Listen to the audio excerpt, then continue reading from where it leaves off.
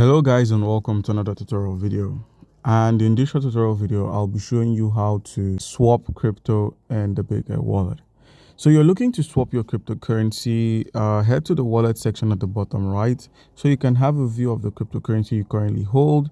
If your crypto don't show up, simply perform a reload and you'd find most of them on your wallet.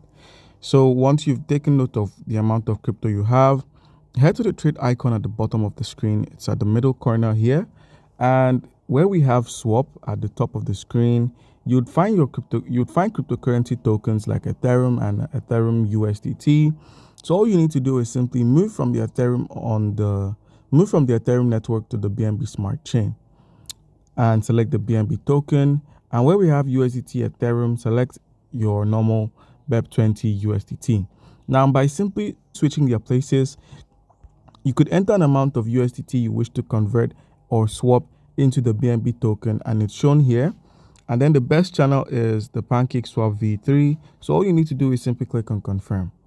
By selecting the confirm option, you'll be asked to cover the gas fees. As you can see here, the estimated gas fee is quite low.